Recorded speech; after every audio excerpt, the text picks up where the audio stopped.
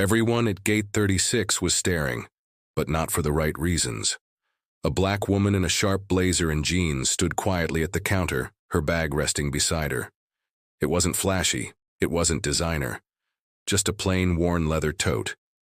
But that was all it took for the flight staff to snicker under their breath, the kind of laugh that's quick, almost harmless if you're not paying attention, but sharp enough to cut through anyone who's ever been judged for how they look or what they carry. She didn't flinch. She didn't roll her eyes or ask for a manager. She just stood still, letting their words roll off her like water.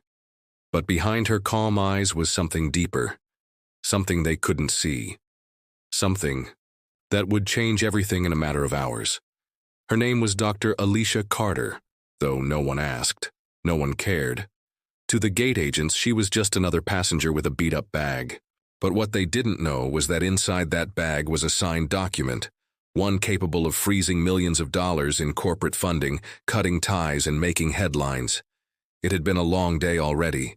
Alicia had flown from one coast to the other, attending meetings that would determine the future of a multi-million-dollar tech initiative focused on underserved communities. She was exhausted but grounded, her whole life built on the idea of staying calm when others tried to provoke her. She had done this her entire life, in school, in boardrooms, in interviews. And now, here again. As the line to board slowly moved forward, she heard one of the staff whisper, not quietly enough, "She's probably flying economy. Look at that thing, like a flea market special." Another laughed, too loud this time. It echoed across the gate like a drumbeat of disrespect. Still, she said nothing. She didn't need to. The real response was already in motion. Just a few seats away, a young black teen named Malik watched the whole thing unfold. He was 15, tall for his age, with an old soul in his eyes. He sat alone, holding a boarding pass and a small backpack filled with comic books and snacks his grandmother had packed. He wasn't sure where to look. He didn't want to stare, but he couldn't ignore what he'd just seen. He knew that kind of laughter. He'd heard it before, in school hallways, on basketball courts, even in grocery stores when he walked too close to someone's purse and saw them grip it tighter. It made something stir in him, something raw and silent. It was that same look he saw in his mother's face when people called her aggressive just for speaking up, or the way his older sister clenched her jaw when store employees followed her around. Alicia finally boarded, walking past the staff without a glance. Malik's boarding group was called next. As he stepped forward, he felt a tap on his shoulder. He turned and saw her, a pregnant woman with tired eyes and a grateful smile. Her hand rested on her stomach as she shifted her weight and asked softly, "Would you mind switching seats with me? I'm in a middle seat, and yours is closer to the front." Malik hesitated. His grandma had paid extra for that seat so he'd be more comfortable on the long flight, but the woman looked worn out. The kind of tired that went beyond just needing a nap. Something inside him said, "Do it." So he nodded. "Sure," he said, offering a shy smile. The woman's face lit up. "Thank you, sweetheart," she said, and handed him a note folded tightly in her palm. He took it, confused, but said nothing. He'd open it later. As they boarded, the flight attendant who'd mocked Alicia earlier gave Malik a brief nod, the kind of gesture that wasn't really kind. It was more of a transaction. He saw it, felt it, and tucked it away in the part of his heart that was already growing tired of how the world worked. The plane took off. The clouds outside drifted by like slow dancers, unaware of what was about to unfold thousands of feet. Above the ground, Alicia sat in first class. Not because she needed to show off, not because she craved luxury, but because that seat had been paid for by the board of a company that was about to receive a hard truth from her, one she had been holding in that simple, worn leather bag. She looked ahead, her eyes steady, her mind running through the numbers. The names, the silent betrayals. They had no idea she was pulling the plug, not just on funding but on their entire reputation. The same organization whose execs had funded inclusion campaigns and diversity seminars had just revealed its true nature, through something as small as a laugh at an airport. Back in coach, Malik opened the note. It was written in clean, cursive letters. "Thank you. That seat you gave up. It helped me breathe again. I was afraid, nervous. But your kindness reminded me that there are still good people in the world. That kindness isn't gone. It's just quiet sometimes. I want to help. You the way you helped me. When we land, please don't go home right away. I'll be waiting." There was no name, no number. Just a quiet promise hanging in the air, as mysterious as it was powerful. Malik read it 3 times. The words seemed to glow. He didn't know what she meant. Didn't know what was waiting at the other end of the runway. But he knew one thing. This flight wasn't just a flight. It was a turning point. And neither he nor the woman in first class, quietly ready to change the fate of a $27 million contract, would ever be the same. The flight continued through the sky, quiet and calm. But the real turbulence? That hadn't even started yet. "Do you want me to continue with the next part of the story?" Malik folded the note slowly, tucking it into the pocket of his hoodie. He stared at the back of the seat in front of him, trying to make sense of what had just happened. His heartbeat was steady, but his thoughts weren't. The handwriting, the tone of the message. It didn't feel random. It felt like something more. But why him? Why that seat? And what could she possibly mean by waiting after the flight? He glanced across the aisle, hoping to catch a glimpse of the woman. But her row was too far ahead. All he could see was the edge of her curly hair pressed against the window, and one hand gently resting on her belly. She looked peaceful now, almost like she had finally found a moment to rest. But Malik couldn't relax. Something about the whole situation felt bigger than what he could understand. Bigger than him. Up in first class, Alicia Carter adjusted her seat slightly, crossing one leg over the other. She reached down into her leather tote bag, fingers brushing past the carefully folded document that held the power to freeze the $27 million contract. It wasn't just any funding. It was a partnership between her foundation and a major airline conglomerate. They had pitched themselves as Diversity Forward, promising to help fund inner-city STEM programs and expand tech labs in underserved communities. They had all the right words in the proposal, all the smiling faces in their promotional videos.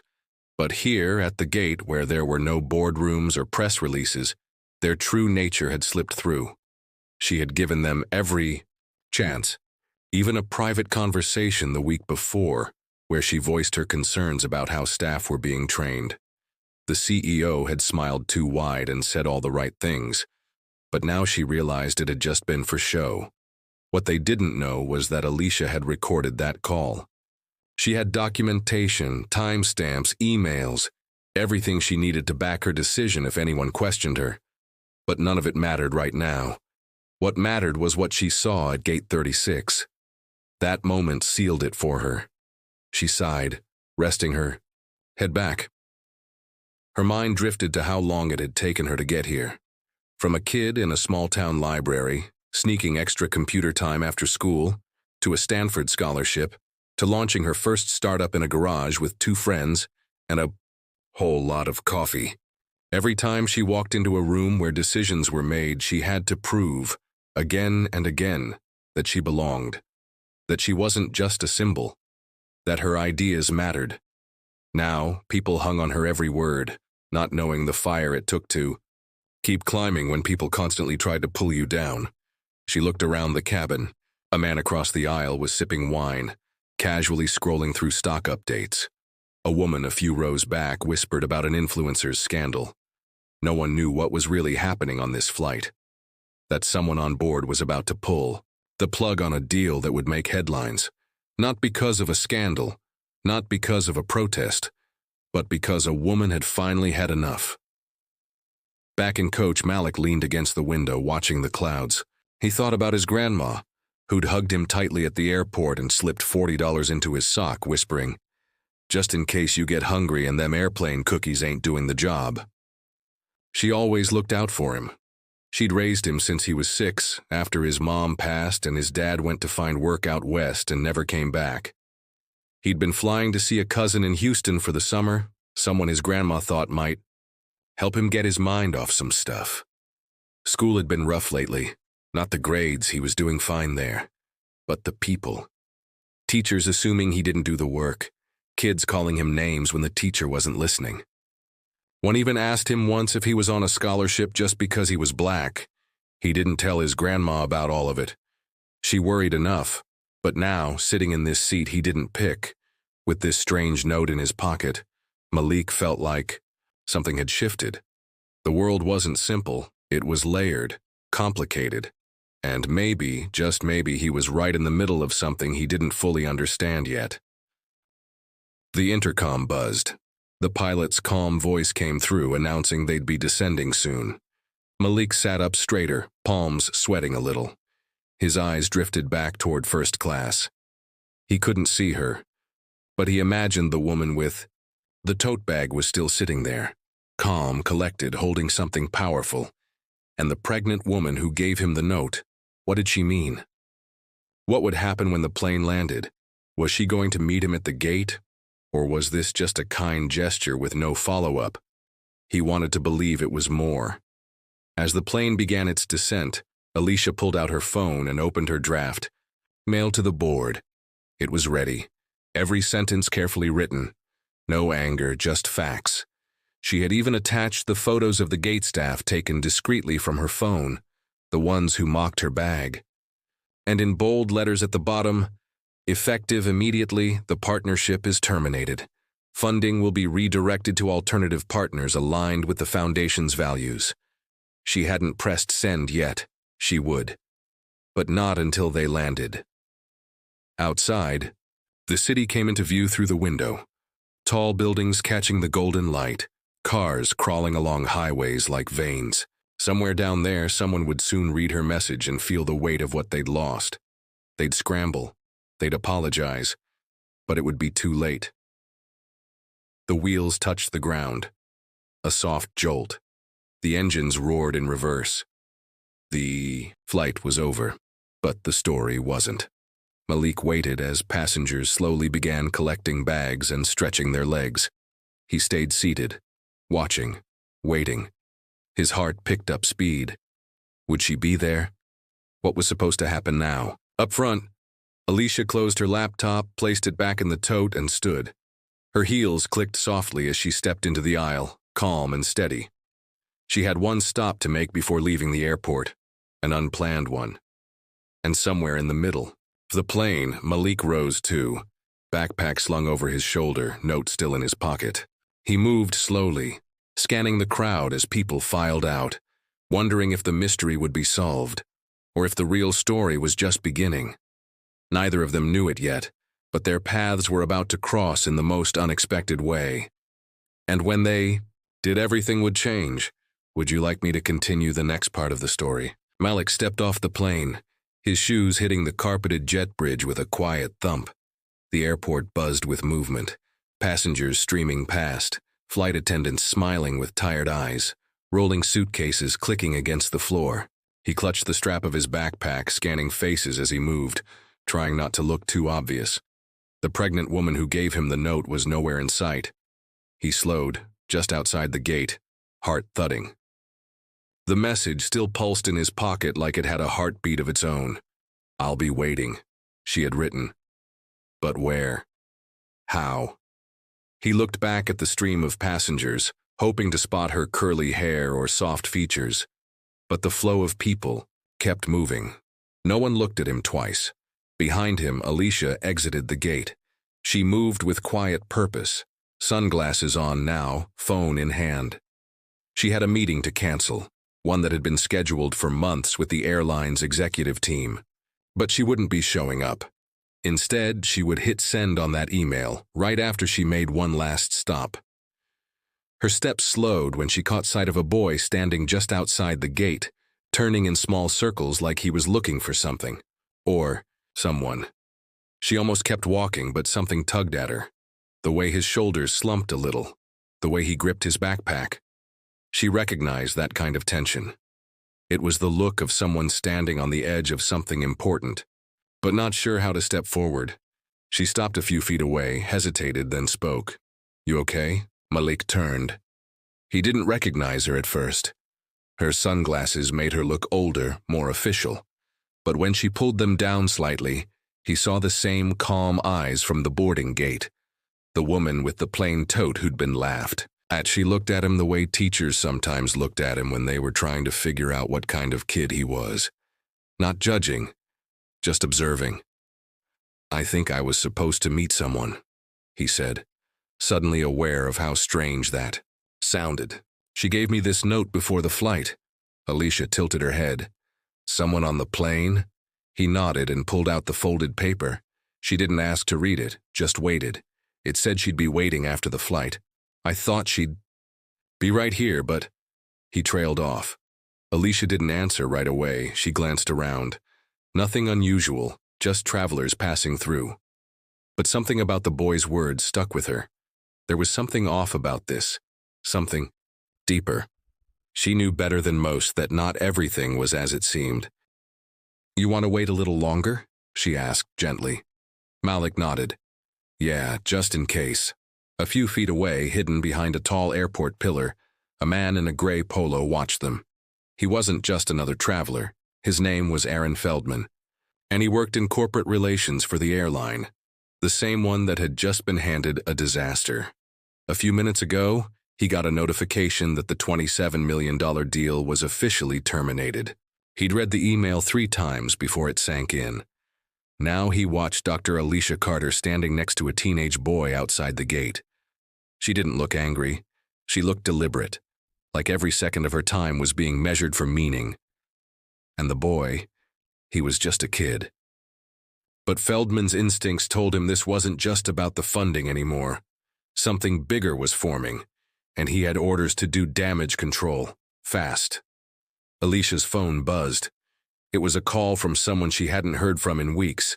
Jennifer, the VP who'd been all smiles during the last funding meeting, promising transparency and inclusion, but who had ghosted her since the first signs of tension. She ignored the call. She wasn't interested in empty apologies. She turned back to Malik. "You said she gave you the note on the plane?" "Right before we boarded.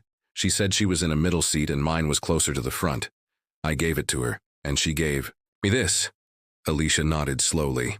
It was kind of poetic, this small act of kindness caught in the middle of so much mess. She didn't know what role this boy was meant to play in all of it, but she felt pulled to stay, even if it wasn't her story to finish. Downstairs, the pregnant woman moved through a quieter hallway in the terminal. She looked around nervously, adjusting her bag as she checked the time. She hadn't meant for things to get complicated, but she had watched the way the teen gave up his seat so easily. She saw the judgment Alicia faced at the gate, and she knew her plan had to shift. The note wasn't random. It was her way of giving something back. Because she knew what it felt like to be watched, judged, dismissed. What she hadn't expected was how fast the pieces would start connecting, and how high the stakes were. Her name was Claire Donovan, and she wasn't just a tired passenger. She was the daughter of one of the airline's key stakeholders, one of the men who had personally pitched the $27 million partnership. What Claire had seen at the gate shook her, the way the staff behaved, the casual cruelty, and the fact that they didn't recognize a woman like Alicia as someone their own company was proudly showcasing in newsletters and promo videos just weeks ago. That made her stomach turn. She had tried to talk to her father before. He'd brushed it off, said things were being handled. But now she had proof. She had photos, video clips, and her own words. And she had given a piece of that story to a boy who reminded her that kindness still existed. Maybe he didn't know it yet, but he was part of something that needed to be told. Claire reached into her pocket and checked her phone. She had Malik's name, snapped from his boarding pass when he wasn't looking. She would find a way to reach him, but not yet. Not until she could get one more piece in place. Back upstairs, Aaron Feldman got off a quick call with his team. Damage control was failing. Someone had leaked the internal memo about the terminated contract. Social media was catching on. It wasn't viral yet, but it was moving.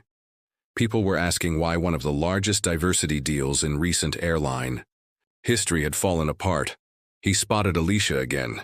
still standing with the teen, still calm. And that scared him more than any outburst ever could. People who were angry were easier to manage. People who were calm, they were calculating.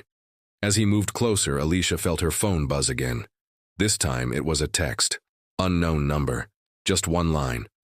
Tell the boy to check his email when he gets home. Something important will be waiting, she frowned slightly, then turned to Malik. You have email? Yeah, he said, eyebrows raised. Make sure you check it when you get home, she said carefully. Something might be waiting for you. He gave a slow nod, unsure of what she meant, but trusting her all the same. As the airport speakers echoed final boarding calls and cleaning crews moved through the gates, something invisible pulsed between them. Suspense, a feeling that they were all standing on the edge of something bigger, and just as the boy turned to leave, someone else stepped out of the shadows. Dr. Carter, a voice called behind her. She turned slowly. Feldman. He gave a tight, rehearsed smile. Can we talk for a moment? I think there's been a misunderstanding. Alicia didn't answer. She looked at Malik, then back at Feldman. No misunderstanding, she said quietly. But the real confrontation hadn't even started yet. Feldman's voice was steady, but his eyes gave him away. They darted too quickly, flicked to Malik, then back to Alicia. He was trying to gauge how much she knew, how far she was willing to take this. Alicia didn't move. Her hands stayed calm, at her sides, but her mind was racing. I don't think this is the time or place, she said finally, her voice measured. And I believe I've already said everything that needed saying. But walking away from the deal, just like that? He pressed, lowering his voice. We were making progress. That funding was going to impact thousands of students. You're letting one bad moment wipe away all of that? Alicia raised an eyebrow. One bad moment? She echoed. That was the moment that told me who you really are when no one's watching. That's the only one that matters. She turned slightly, not to leave, but to shield Malik. He didn't need to hear all this. Not the corporate backpedaling, not the sugar-coated pleas.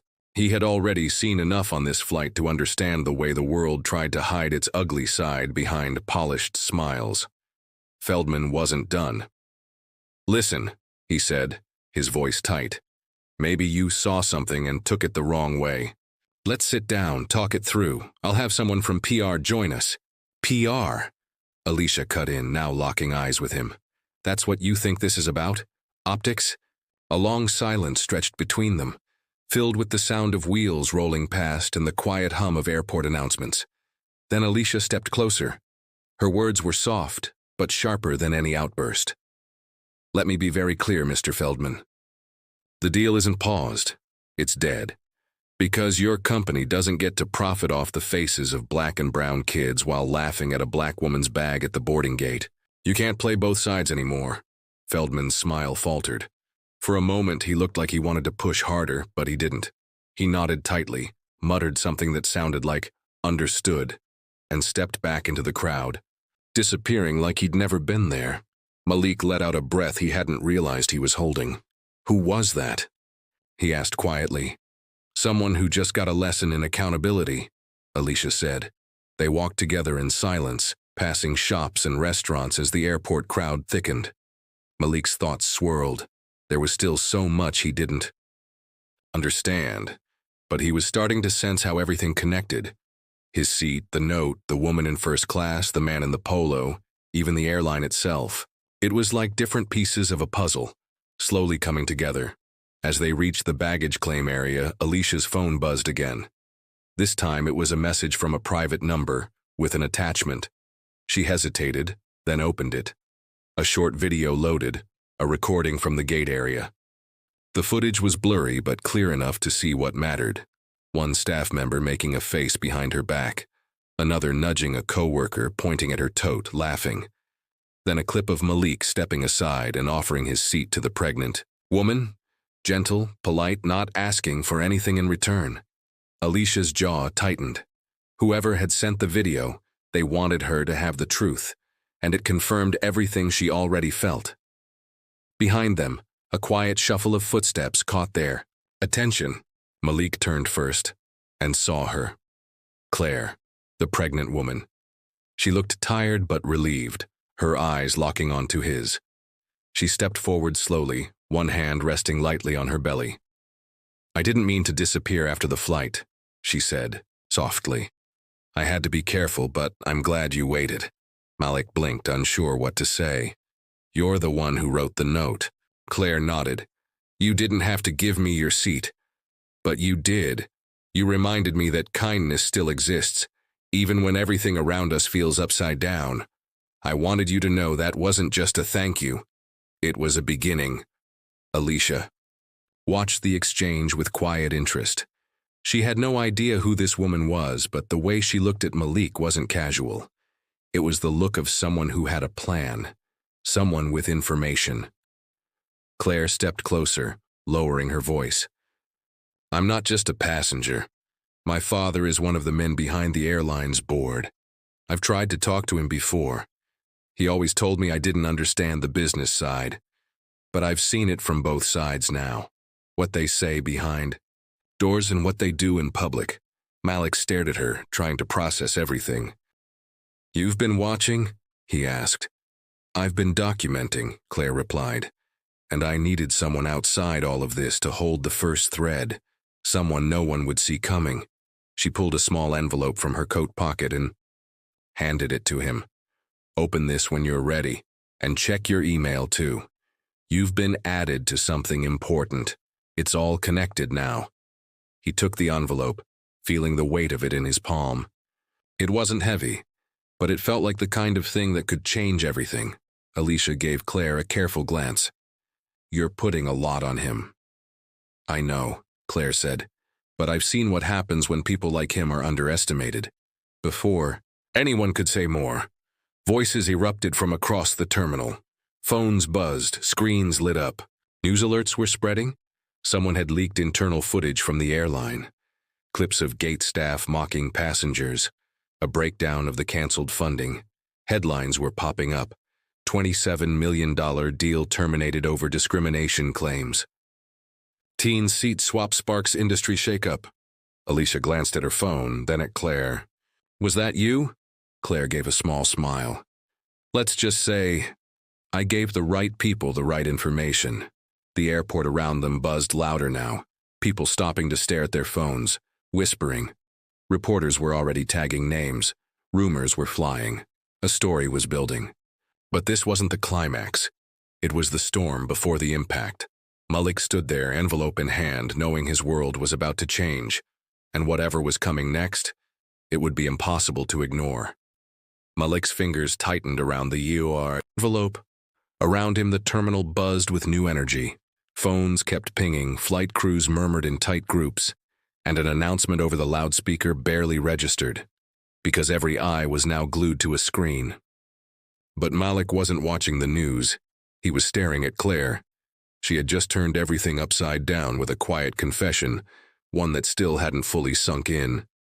Her father sat on the board of the same airline that had mocked a black woman for carrying a simple tote bag. The same airline that had tried to silence the truth behind polished PR smiles. And now Claire had chosen sides. Before he could speak, Alicia's phone lit up again, this time with a call from someone she never expected to hear from again. "Excuse me," she said to the two of them, stepping away. Claire leaned in toward Malik. "You don't need to be scared," she said gently. "This envelope, what's inside, it's not a burden, it's a spark." Malik frowned. "What does that mean?" But she didn't answer. Instead, she checked her watch, her face suddenly tight with concern. "They're going to try to flip the narrative now," she said under her breath. "You'll start seeing news headlines that say this wasn't about race, that the cancellation was premature or due to business differences. Don't believe it." "What do I do?" Malik asked, a quiet fear creeping into his voice. "I'm just a high school kid. I didn't mean for all this." Claire looked at him with quiet fire. "Exactly. And that's what makes your voice powerful. Because you didn't ask for the spotlight. They handed it to you the moment they underestimated you." Just then, Alicia returned, her face unreadable. "That was someone from the Education Initiative," she said. They're asking if I'd be willing to give a public statement on why the partnership was canceled. Claire raised an eyebrow. And? Alicia hesitated. They're also saying I should reconsider, that there may still be a way to salvage the deal. Malik looked between the two women. Wait, so they're trying to bring the deal back now? They're afraid, Claire said. This kind of news spreads fast. Once it starts impacting public trust, they scramble. Alicia exhaled. They don't care about fixing what's broken, they care about stopping the bleeding. Before they could speak further, a tall man in a sharp gray suit approached. He was flanked by two others in dark coats. Corporate security, but not the kind that usually lingered in airports. These men were here for something specific, Dr. Carter, the man said smoothly, ignoring Claire and Malik. I'm Tom Renner. I represent the board of directors. Alicia's posture stayed steady. And? We'd like to speak with you. In private.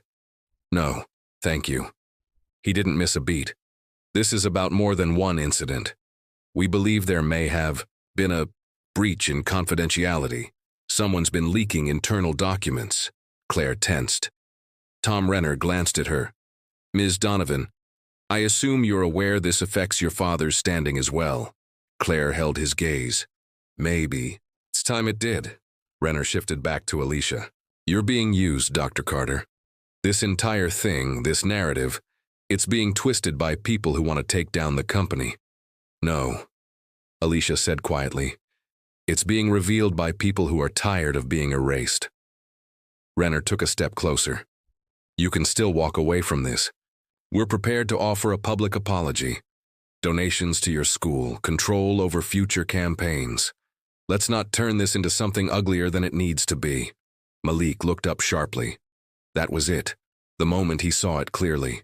They don't care what actually happened, he said, voice low but steady. They just want us to stop talking. Renner looked at him for the first time, surprised. And you are? Malik didn't answer. He just held up the envelope. Renner's expression shifted. For a flicker of a second, his composure cracked. He knew what it was, or at least he feared it. You might want to be careful with that, Renner said, trying to sound calm. Alicia stepped in. Are you threatening a teenager? I'm warning him, Renner said. This is bigger than he understands. Claire stepped forward now. That envelope contains truth. You can't threaten that away. Just then a chime echoed across the terminal. Another alert on Malik's phone lit up. Breaking. Exclusive emails reveal board knew about discriminatory behavior months before deal collapse. He turned the phone so they could see it. Claire smiled. Looks like the spark is already catching fire. The tension between them all was like a tightrope pulled to its limit. Around them, travelers still moved, some noticing, some not. But in that small corner of the airport, everything had shifted. Renner's phone buzzed. He checked it quickly, jaw tightening. You'll regret this, he said, voice low.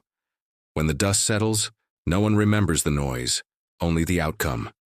Malik met his eyes. Then let's make sure the outcome is worth remembering.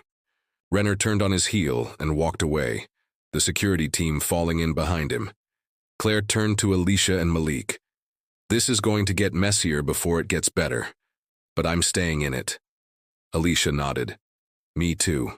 Malik opened the envelope. Inside was a single sheet of paper with a name, a login, and access credentials to a private cloud folder labeled Internal Culture Audit, Confidential. Below it, a note written in careful handwriting. This company doesn't get to decide who gets to be seen. Now the world will. And suddenly, everything Malik thought he understood about his role in this story shattered. He wasn't just a witness anymore. He was the key.